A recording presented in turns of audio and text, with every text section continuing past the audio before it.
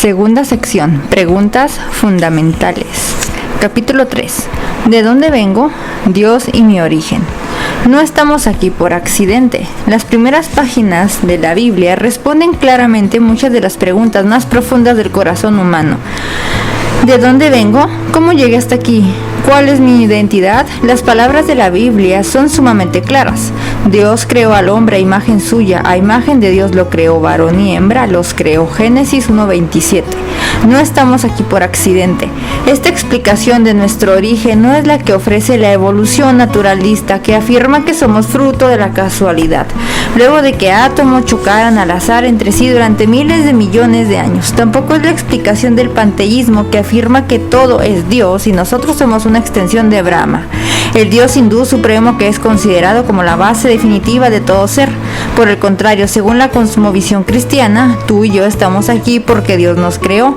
Nuestro origen es el origen de todo lo demás en el universo. El Dios Trino. Juan Calvino escribió: el hombre nunca llega al conocimiento de sí mismo si primero no contempla el rostro de Dios y después de haberlo contemplado desciende a considerarse a sí mismo. Para empezar a explorar nuestro origen, necesitamos iniciar este proceso poniendo los ojos en aquel en quien estuvo nuestro origen. Entonces, la primera pregunta que debemos responder es: ¿cómo es Dios, el Creador? El profeta Jeremías escribió acerca de él: Ah, Señor Dios, ciertamente tú hiciste los cielos y la tierra con tu gran poder y con tu brazo extendido. Nada es imposible para ti. 32:17. El Dios de la Biblia es omnipotente. Él habló y el universo fue creado, ex nihilo, de la nada. Ver Hebreos 11:3. Que contemplemos a este Dios tan poderoso y luego nos veamos a nosotros mismos hará que surjan muchas otras inquietudes. Por ejemplo, una de ellas sería: ¿por qué Él crearía humanos como yo? Muchos padres, quizá la mayoría o tal vez todos en alguna medida, podrían haber tenido a sus hijos por motivaciones egoístas. A veces es el resultado de la presión social. En ocasiones es producto del temor a quedar solo cuando se llegue a ser anciano, o quizá por la simple necesidad de sentirse amado. Dios no nos creó por motivaciones egoístas. Él no tenía necesidad de amar ni de ser amado. Él no tenía ninguna carencia antes de que el universo existiera. Él está y continúa estando completamente satisfecho en sí mismo por toda la eternidad, como vemos expresado en este pasaje.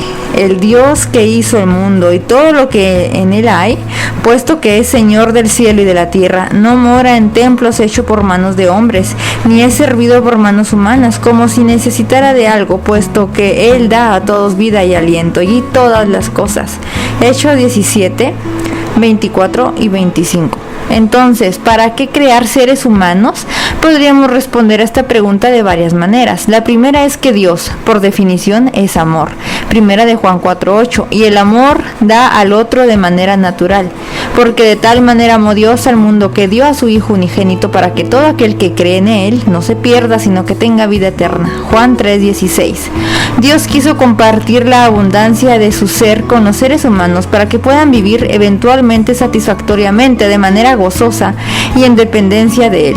Esto no significa que Él necesite esa dependencia, sino que somos nosotros quienes la necesitamos. Dios es el único ser con el poder de autoexistencia. Todo lo demás depende del poder de Dios para permanecer. Nuestro Dios es el gran yo soy que se apareció a Moisés. Éxodo 3:14. Por otro lado, el profeta Isaías nos ayuda a encontrar respuesta a la pregunta: ¿por qué crear a seres humanos a su imagen y semejanza? Esto es lo que el profeta escribió de parte de Dios. A todo el que es llamado por mi nombre y a quien he creado para mi gloria, a quien he formado y a quien he hecho. Isaías 43:7. Dios nos formó para desplegar su gloria. Su deseo era llenar un planeta de su imagen, de forma tal que la creación entera pueda reflejar la hermosura de su ser y disfrutar de todas las bendiciones que trae el ser de algún modo semejante a él. Después de leer este pasaje es inevitable que surja otra pregunta. ¿No significaría esto último que Dios es egocéntrico y está buscando quien le exalte para sentirse satisfecho? Una buena respuesta podría ser proporcionada por un conocido refrán dominicano: el ladrón juzga por su condición. Nuestros corazones caídos requieren de aprobación y por eso pensamos que Dios es como nosotros. Salmo 50:21.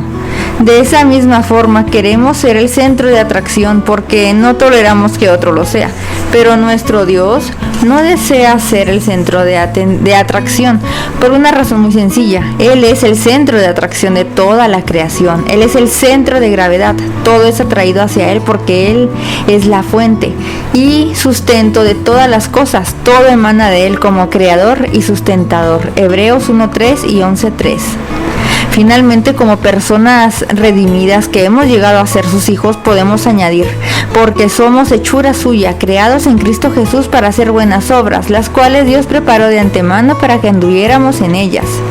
Efesios 2:10. Este pasaje nos dice que Dios nos creó a su imagen para que participásemos de su trabajo, tanto de su trabajo de creación, cultivar el jardín, como de redención, ahora que dicha creación se encuentra en condiciones de deterioro por un tiempo.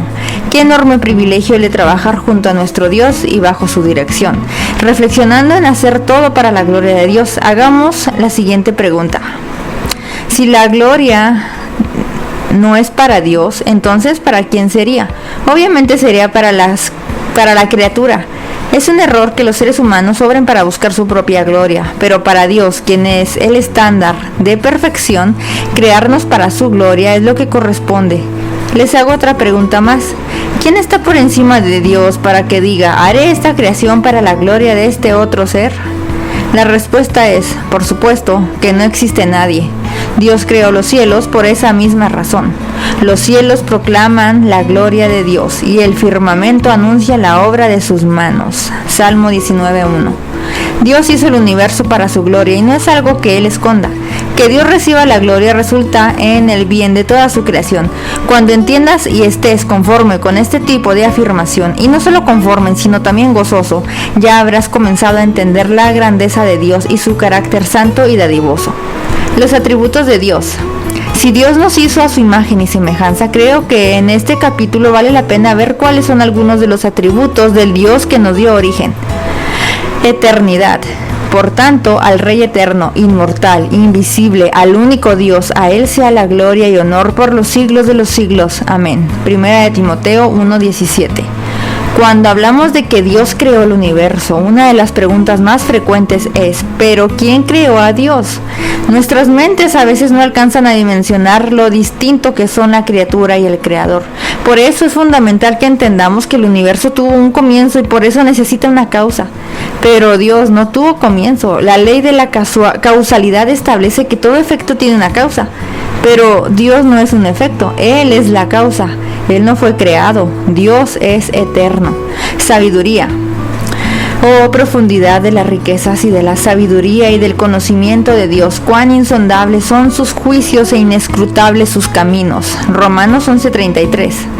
Los humanos vemos un poco más claramente lo complejo del universo con cada descubrimiento científico, desde los miles de millones de galaxias en las profundidades del cosmos hasta la delicada maquinaria bioquímica dentro de la más sencilla de las células. Todo demuestra un diseño complejo y de altas precisiones. La existencia de un universo tan complejo como el nuestro requiere de una mente aún más compleja que lo concibiera, como Dios nos revela. Porque mis pensamientos no son los de ustedes, ni sus caminos son mis caminos. Así mis caminos son más altos que sus caminos, y mis pensamientos más que sus pensamientos. Isaías 55:8-9. Omnisciencia. No hay otra cosa creada. No hay cosa creada oculta a su vista, sino que todas las cosas están al descubierto y desnudas ante los ojos de aquel a quien tenemos que dar cuenta. Hebreos 4:13. Dios conoce todo el pasado y todo lo que sucede en el presente de manera instantánea y simultáneamente. Lo conoce desde la eternidad.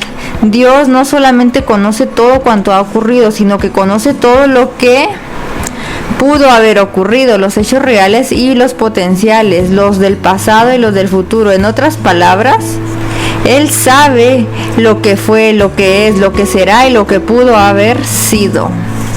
Él nunca ha aprendido nada. Su conocimiento es eterno y perfecto. Él es el alfa y el omega, el que declara el fin desde el principio y desde la antigüedad, lo que no ha sido hecho. Isaías 46:10a. Trata de imaginar esto por un momento. En la mente de Dios está cada persona que ha existido y existirá en la historia. Él las conoce por nombre y sabe todo sobre cada una de ellas desde la eternidad. Nuestro Dios es un ser imposible de comprender en toda su dimensión. Soberanía. El Señor ha establecido su trono en los cielos y su reino domina sobre todo. Salmo 103:19. Las escrituras no nos hablan de un Dios que creó y puso el universo en movimiento para luego abandonarlo a su suerte. Posición deísta. La Biblia nos dice una y otra vez que Dios gobierna sobre su creación y proclama con autoridad: yo digo, mi propósito será establecido y todo lo que quiero realizaré. Isaías 46:10b. Él tiene derecho de hacer y hace lo que quiere, cuando quiere, cómo quiere, con quien quiere y donde quiere. Como bien lo dice el salmista, nuestro Dios está en los cielos, Él hace lo que le place. Salmo 115:3. Autosuficiencia. El Dios que hizo el mundo y todo lo que en él hay, puesto que es Señor del cielo y de la tierra, no mora en templos hechos por manos de hombres, ni es servido por manos humanas, como si necesitara de algo, puesto que Él da a todos vida y aliento y todas las cosas. Hechos 17:24-25. ¿Quién podría sostener miles de millones de galaxias y dar alimento a cada ave y animal que mora en la tierra? Solo alguien que no necesita absolutamente nada. De nada ni de nadie. Nuestro Dios no necesita descanso ni alimentos. El universo no fue creado porque a Dios le hiciera falta algo. Tampoco los seres humanos fueron creados porque Dios necesitara de sus servicios.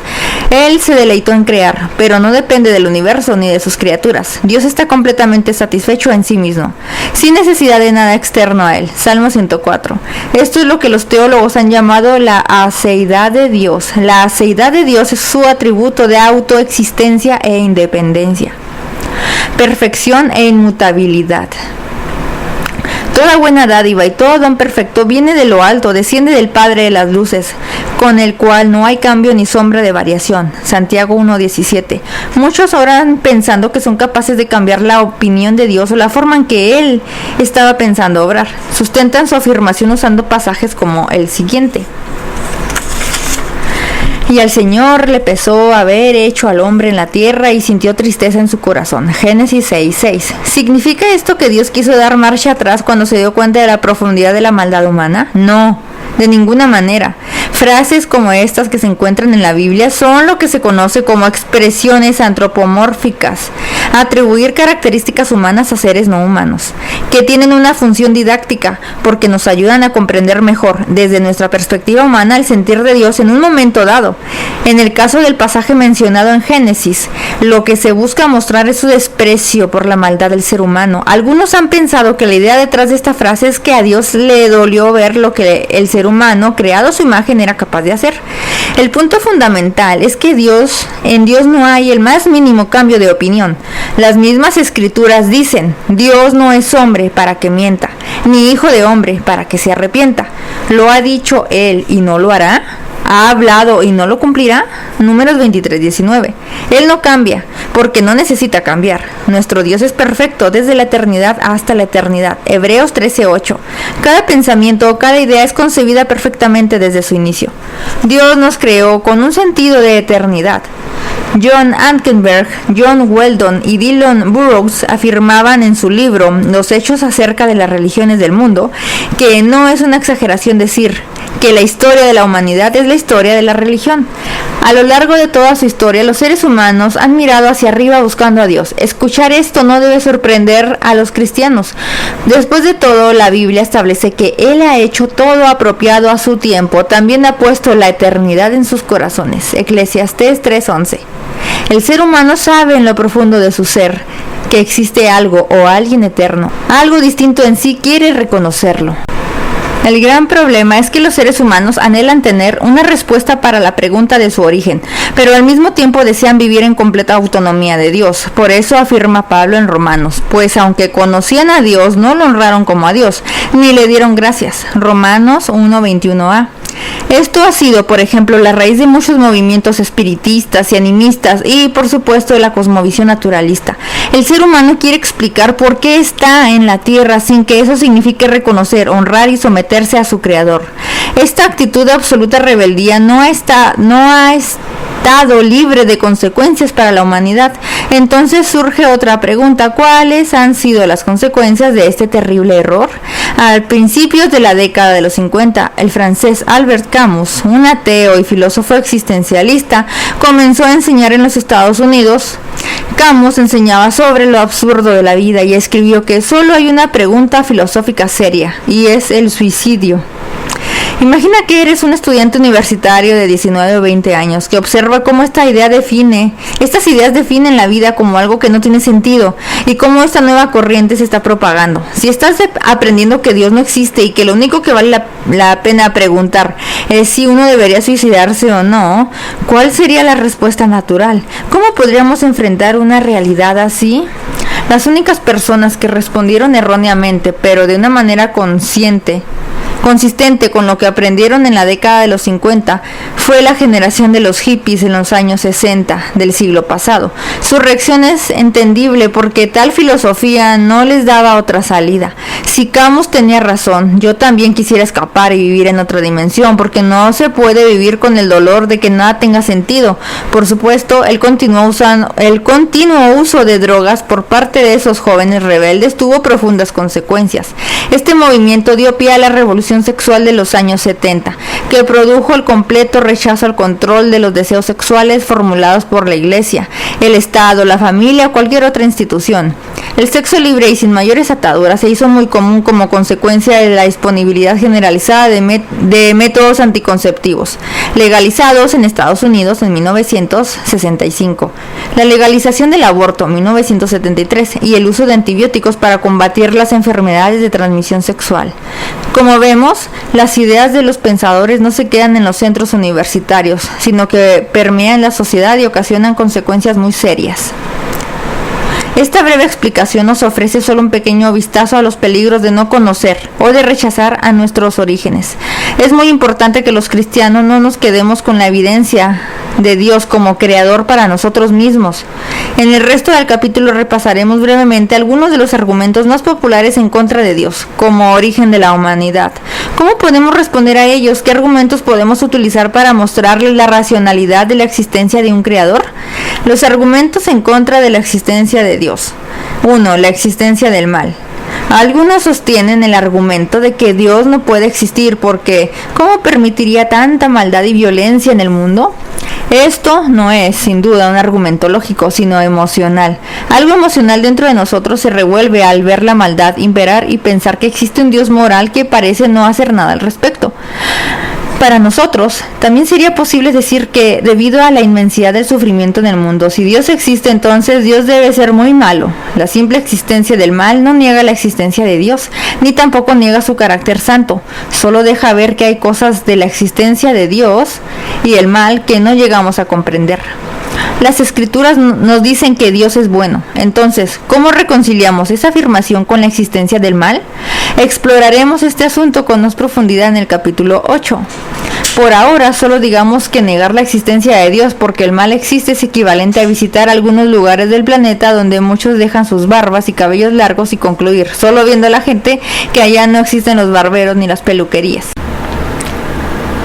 Es curioso que muchos no se percatan de que al afirmar la existencia del mal, también están afirmando la existencia del bien.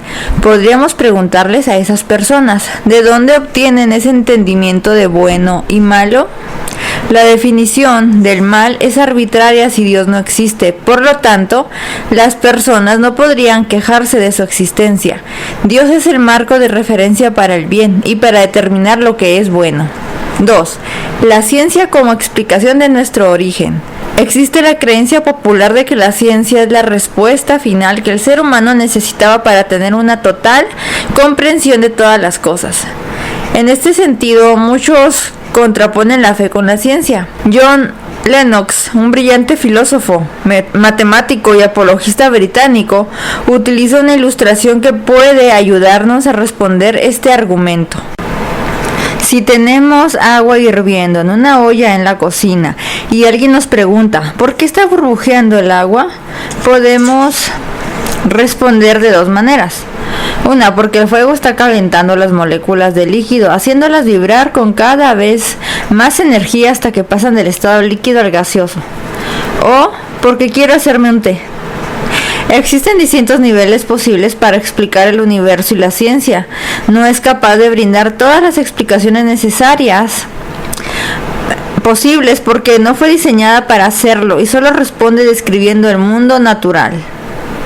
No puede decirnos nada en cuanto a las preguntas que van más allá de aquella que podemos medir y observar en el mundo material. La realidad es que muchos de los hombres de ciencia del pasado y aún un buen número de ellos hoy fueron y son creyentes en el Dios de la Biblia.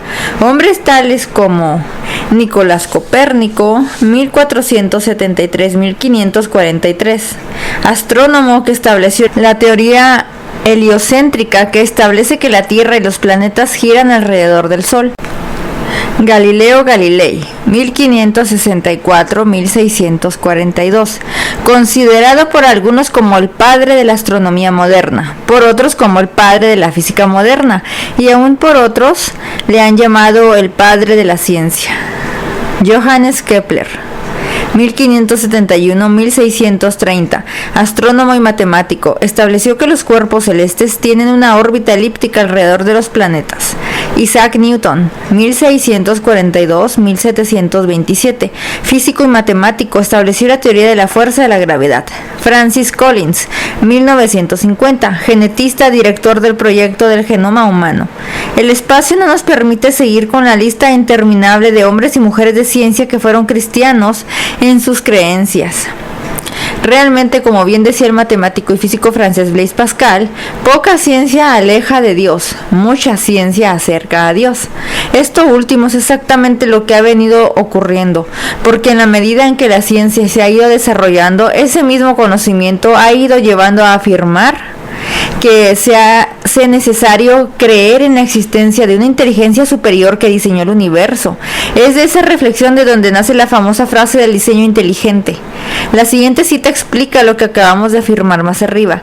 En una revolución colmada tanto de ideas y argumentos que nadie hubiese predicho 2 décadas atrás, Dios está regresando a círculos intelectuales y de filósofos académicos. 3. La falta de evidencias para creer en Dios. Muchas veces la falta de pruebas en torno a una posición se considera como un punto a favor para la idea contraria, pero se considera como una falacia lógica el afirmar una posición por la falta de pruebas al lado contrario. Por ejemplo, si yo quisiera negar la existencia de piedras blancas en el universo, esto es una negación universal. Necesitaría tener conocimiento absoluto de dicho universo para poder garantizar la veracidad absoluta de mi afirmación. Algo así como ser omnisciente, que es justamente una cualidad que le pertenece a Dios, el ser que la gente trata de negar. Lo mismo sucede cuando afirmamos con certeza que Dios no existe. Por esta razón, el término ateísmo, sin, teos, Dios, es cada vez menos usado en círculos académicos. En lugar de eso se habla de agnosticismo, sin, gnosis, conocimiento, porque se entiende esta posición como la declaración de inaccesibilidad al entendimiento humano de todo conocimiento de lo divino, o la declaración de que no tengo suficientes evidencias para creer en ese Dios. El problema que se genera cuando afirmamos que no tenemos suficiente conocimiento de Dios como para determinar si es real o no, es que suele ser una postura que no permite lidiar con las implicaciones de la existencia de un ser supremo. Cuando, por ejemplo, se presenta una nueva evidencia, el agnóstico siempre podría responder: ya veo, suena interesante, pero no es suficiente. 4. La influencia negativa de los cristianos. No podemos negar que muchas atrocidades se han cometido usando el nombre de Jesús. Es correcto horrorizarnos cuando escuchamos historias sobre la Inquisición y las cruzadas, pero cuando leemos las escrituras nos damos cuenta de que aunque estos movimientos usaban el nombre de Jesús, en realidad no estaban obedeciendo al Señor, sino más bien contradiciendo las órdenes precisas que Él dio a sus discípulos. Mateo 26, 52-53, Juan 18, 36. La violencia en el nombre del cristianismo no es producto de la obediencia a Dios, sino de la rebeldía del ser humano. Cuando algunos afirman que Dios no existe porque algunos movimientos que se autodenominaron cristianos asesinaron e hicieron sufrir a miles de personas, es equivalente a pensar que la ciencia médica es falsa porque han existido muchos casos de médicos que fueron acusados y encontrados culpables de la mala praxis. Habiendo examinado algunos de los argumentos para negar la existencia de Dios, veamos los argumentos para afirmar categóricamente que ese Dios tiene que existir por obligación lógica. Los argumentos a favor de la existencia de Dios. El argumento cosmológico. Hay varias maneras de presentar este argumento. Quizás el más famoso sea el argumento cosmológico Kalam. Todo lo que comienza a existir tiene una causa. El universo comenzó a existir. Por lo tanto, el universo tiene una causa. Los filósofos griegos, en particular Aristóteles, enseñaron de la eternidad del universo. Esta perspectiva fue ampliamente aceptada hasta el siglo XX. Sin embargo, observaciones astronómicas y el desarrollo de las teorías de Einstein empezaron a indicar que el universo tenía un pasado finito. La comunidad científica no recibió con brazos abiertos este cambio de paradigma. Algunos incluso lo tacharon como repugnante, entre ellos el astrónomo Arthur Eddington, porque sonaba demasiado parecido a lo propuesto por el Génesis. Lo cierto es que la evidencia científica actual es innegable. El Big Bang, como se conoce al momento de la creación del universo, marcó el inicio del cosmos. Lo interesante es que si el cosmos empezó a existir en un momento determinado, alguien tuvo que causarlo. Con la teoría de la relatividad de Albert Einstein, comenzó a cambiar la idea de que el universo era eterno.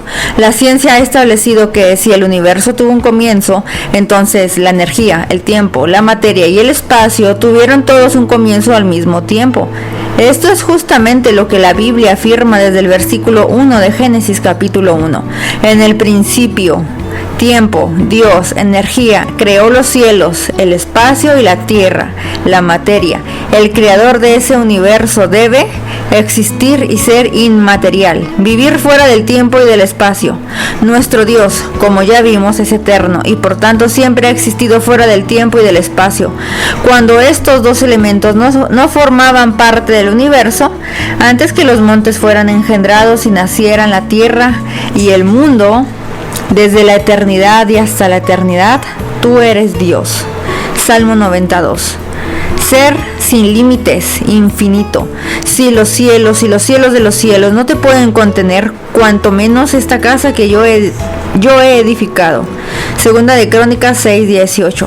Ser todopoderoso para crear un universo entero. Yo soy el Dios todopoderoso. Anda adelante de mí y sé perfecto. Génesis 17:1.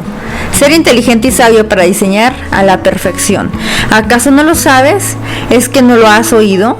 El Dios eterno, el Señor, el creador de los confines de la tierra, no se fatiga ni se cansa. Su entendimiento es inescrutable. Isaías 40:28. Ser personal, capaz de convertir la nada en un universo de materia, tiempo y espacio calibrado a precisiones inimaginables. Una fuerza impersonal no tiene esa capacidad. Una alteración de fuerza gravitacional del orden de 1 elevado a la menos 38 causaría que nosotros dejásemos de existir y el Sol también. El argumento teológico. La palabra griega telos se refiere a un fin y un objetivo. De esta manera, el argumento teológico busca explicar que todo lo que existe tiene un propósito y que el azar no puede organizar las cosas tal como las conocemos. Se necesita de una mente para que algo tenga un propósito y ese objetivo se cumpla. Muchos aspectos de la creación manifiestan con absoluta claridad el argumento teleológico. Por ejemplo, el desarrollo de un embrión humano desde dos simples células hasta llegar a constituirse en un ser humano completo con órganos que fueron al lugar que les correspondía y se conectaron entre sí, como la boca, el esófago, el estómago, el hígado, el páncreas, los intestinos, hasta llegar al recto. ¿Todo es fruto del azar? No tengo tanta fe para creer algo así. Podemos tomar el intrincado diseño del ojo y su capacidad de transmitir información visual. La retina transmite datos a aproximadamente 10 millones de bytes por segundo. Esto es comparable a una conexión Ethernet que transmite información entre computadoras a velocidades de 10 millones a 100 millones de bits por segundo. Esa información viaja durante todo el día hacia el cerebro sin fallar una sola vez, bajo circunstancias normales. Ahora miraremos a los cielos que proclaman el poder y la sabiduría de Dios. Salmo 19:1, Romanos 1:20. La observación del universo permite darnos cuenta de que parece estar organizado para favorecer la vida en nuestro planeta. Desde el hecho que tengamos un satélite como la Luna, con un tamaño perfecto, hasta la posición exacta de la Tierra en el sistema solar, respecto a otros planetas. La Luna hace que nuestro planeta se incline justamente 23.5 grados de manera estable y que por esa razón podamos tener estaciones cada año en lugar de enormes variaciones de temperatura que harían imposible el desarrollo de la vida, como en el caso de Marte. Por otro lado, los gigantes gaseosos, Júpiter y Saturno, proveen cierta protección a la Tierra, absorbiendo el impacto de cometas y asteroides, evitando que alcancen las órbitas de los planetas más cercanos al Sol. Para que un planeta sea considerado habitable, debe cumplir con una gran cantidad de condiciones muy particulares. Debe orbitar una estrella de tamaño medio a una distancia adecuada, ni demasiado cerca para que el agua no se evapore, ni demasiado lejos para que el agua no se congele. Pero estar a cierta distancia no es suficiente porque Marte y Venus están en la zona de habitabilidad de nuestro sistema solar, pero no se han encontrado indicios de vida en ellos. El planeta también debe contar con un campo magnético estable para combatir la letal radiación estelar, así como contar con una atmósfera respirable. Además, la masa del planeta debe ser suficiente como para poder atrapar las partículas de gas que forman la atmósfera y evitar que se dispersen en el espacio. Estos son solo algunos de los aspectos que deben estar precisamente calibrados para que se desarrolle la vida tal como la conocemos. El azar no es capaz de crear el orden que vemos en el cosmos. Cuando contemplamos la creación nos damos cuenta de que hubo alguien detrás, quien orquestaba todo basado en un plan y en un propósito determinados. El argumento moral. Ninguno de los argumentos que hemos mencionado es nuevo y este no es la excepción. El argumento moral ha sido postulado por distintas personas y de diferentes maneras. C.S. Lewis, por ejemplo, lo presentó de esta forma: tiene que haber una ley moral, de lo contrario, los desacuerdos morales no tienen sentido y las críticas a la moralidad no son válidas. Si no existe una regla para la moralidad, es innecesario mantener promesas y no tendríamos que excusarnos al violar la ley. Si lo pensamos por un momento, resulta obvio que una vida sin ley moral absoluta sea un completo caos. Sin ley moral no podemos decir nada en contra de los homicidios o las violaciones. Cualquier acto, incluso los que consideramos como horrendos, serían evaluados de acuerdo con una cuestión de opinión muy subjetiva. Para ti está mal, pero para mí está bien, o pragmática, depende de si me afecta o no. Sin embargo, que podamos hablar de la existencia de una ley moral universal implicaría que debe existir un dador de la ley, que debe ser absolutamente moral. Si no hay ley moral, entonces no hay dador de ley moral. Pero la experiencia nos dice que si hay una ley moral universal que la gente reconoce y aprecia. Por supuesto, los seres humanos son pecadores imperfectos y no nos ponemos de acuerdo con todos los puntos de la ley moral, pero ese es otro asunto. El punto es que la gente reconoce que hay una ley moral. Esto es compatible con lo que las escrituras nos dicen con respecto a Dios, con respecto a cómo Dios se ha revelado a la humanidad. Pero lo que se conoce acerca de Dios es evidente dentro de ellos, pues Dios se los hizo evidente, porque desde la creación del mundo, sus atributos invisibles, su eterno poder y divinidad se han visto con toda claridad, siendo entendidos por medio de lo creado, de manera que ellos no tienen excusa. Romanos 1:19-20. Dios ha establecido que la conciencia del ser humano y la creación son testigos de su existencia. Si prestamos atención al texto de Romanos, veremos que dice que estos testimonios son evidentes y se han visto con toda claridad. Las cosas no están ocultas, sino hay solo unos cuantos iluminados que pueden descubrirlas. Dios ha hecho obvia la evidencia de su existencia al punto de decirnos que no tenemos la más mínima excusa. Podemos presentar muchos argumentos, pero finalmente la ceguera del corazón solo la puede quitar Dios a través de su Espíritu Santo. Aún más, el texto de Romanos establece que hay una ley moral escrita en el corazón del hombre. Porque cuando los gentiles que no tienen la ley cumplen por instinto los dictados de la ley, ellos no teniendo la ley son una ley para sí mismos, porque muestran la obra de la ley escrita en sus corazones, su conciencia dando testimonio y sus pensamientos acusándolos unas veces y otras defendiéndolos, el día en que, según mi evangelio, Dios juzgará los secretos de los hombres mediante Cristo Jesús. Romanos 2:14-16. La fe del ateo. Para muchos es fácil declarar que Dios no existe, sin siquiera pensar en las consecuencias de tal afirmación. En su libro El caso del creador, Lee Strobel nos explica que si todo es materia, entonces tendríamos que concluir que la nada puede producirlo todo, que la materia sin vida puede producir vida, que el azar puede producir calibraciones extraordinarias, que el caos es capaz de producir información, que la materia sin conciencia puede producir conciencia y que la materia sin razonamiento puede producir razonamiento. ¿No suenan esas afirmaciones un poco más ilógicas que simplemente decir que existe alguien que nos ha creado? De nuevo tengo que decir, no tengo suficiente fe para ser un ateo. Alguien me preguntó una vez, si la Biblia no afirma la existencia de otras formas de vida fuera de la Tierra, ¿por qué creó Dios un universo tan grande? Yo le pedí que imaginara lo que hubiera pasado si todo lo que nos hubiera quedado de las pinturas de Leonardo da Vinci fuera un cuadro muy rústico que pareciera que cualquiera puede pintar. Ya que no tendríamos otras pruebas de su maestría, pensaríamos que Da Vinci no tuvo un verdadero talento. Pero ahora imagina que estás visitando una galería en donde se exponen algunas de las mejores obras del pintor italiano. La Última Cena, La Dama del Armiño y la Mona Lisa. Te asombrarías con su talento. ¿Cómo reconocerías ese talento extraordinario? Por el testimonio de las muchas obras que pintó. Bueno, si la creación de Da Vinci nos muestra la grandeza de Da Vinci, me gustaría preguntarte, ¿qué tan enorme y maravillosa esperas que sea la obra de Dios para que nos revele su gloria? Lamentablemente, para un corazón endurecido, las incontables evidencias que Dios ha dejado en su creación y en la conciencia humana nunca serán suficientes para reconocer su existencia y rendirse ante su poder, soberanía y autoridad. Para el creyente, sin embargo, observar la majestuosidad de la creación le lleva a reconocer en adoración la sabiduría y el poder de aquel quien es el origen de todas las cosas, porque de Él, por Él y para Él son todas las cosas. A Él sea la gloria para siempre. Amén. Romanos 11:36.